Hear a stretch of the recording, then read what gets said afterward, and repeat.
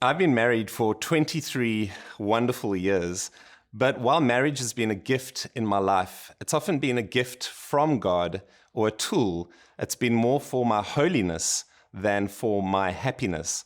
And someone once said that marriage is the union of two forgivers.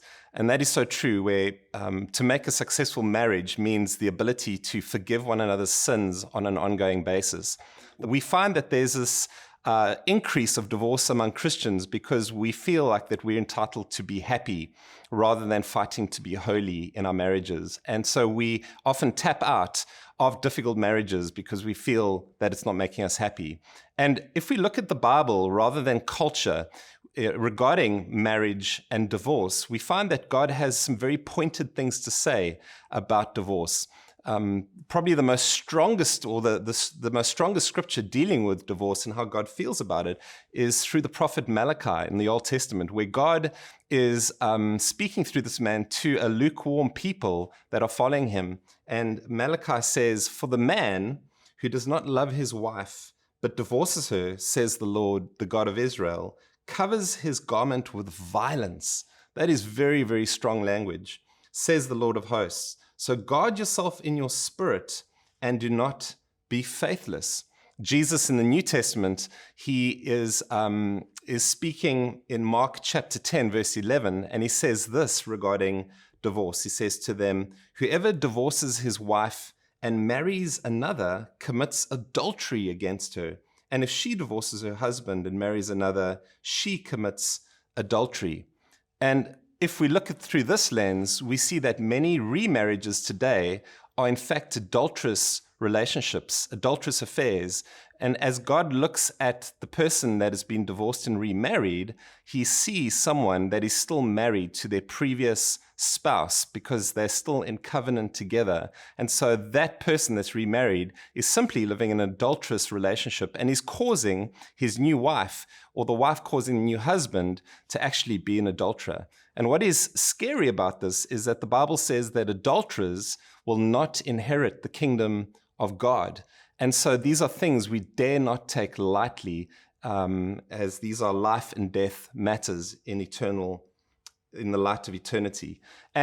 But this is not all that Scripture says on divorce and remarriage. These are the weighty scriptures. But Jesus, we would be wrong to obviously just focus on that, because Jesus does speak about divorce, and the Apostle Paul speaks about divorce in a certain context. And so I want to look at a scripture in Matthew 19, verse 9. And here, traditionally in the church, definitely from the Reformation onwards, it's been recognized that there are two grounds, biblical grounds, for divorce. And Jesus here gives the first ground for divorce, where in one sense he doesn't endorse divorce, he never blesses it, but in certain sinful situations with both Jesus and Paul, they seem to permit it to try and help the innocent party. And the first example is in Matthew 19, where Jesus speaks about this. He says, "But I say to you, whoever divorces his wife except for sexual immorality," and so here Jesus gives the exception, "and marries another commits adultery."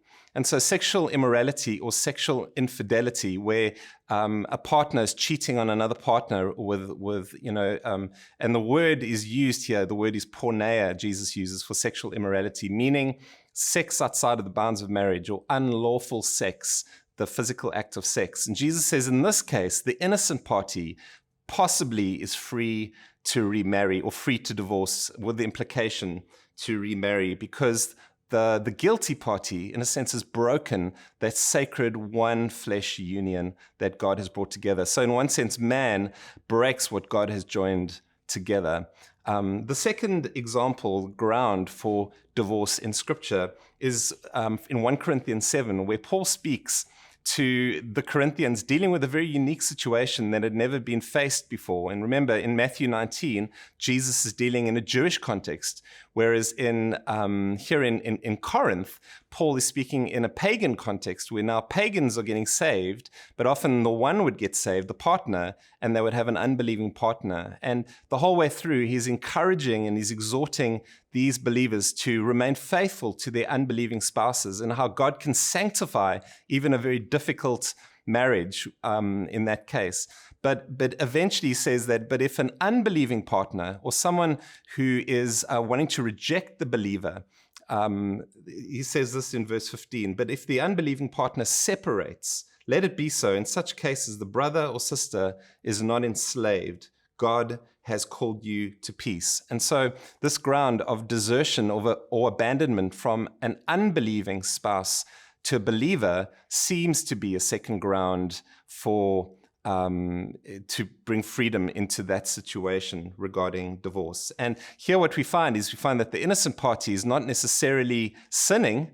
It seems to be free from the implication of sin, but the situation is still sinful, and yet God seems to come down onto our level and provide a way out, possibly in the worst situation for the innocent party.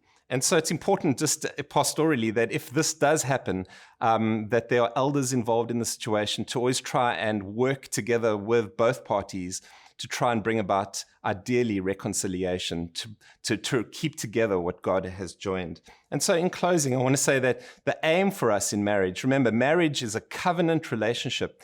Marriage is something that's exclusive. It's lifelong. It's something binding between two individuals before God. And we dare not ever try and throw away something that is so sacred. We have to fight and hold on to it. And remember, the aim and the tool that God gives us, this tool of marriage, is a tool that is often used for our holiness before our happiness. And if we keep that in mind, and we keep in mind that God wants marriage to reflect something beautiful of Christ in the church, we would do well to remember these things and fight for it. And if we do, and if we work through conflict in a biblical way, the fruit of it is long-lasting joy and fulfillment and happiness on the other side.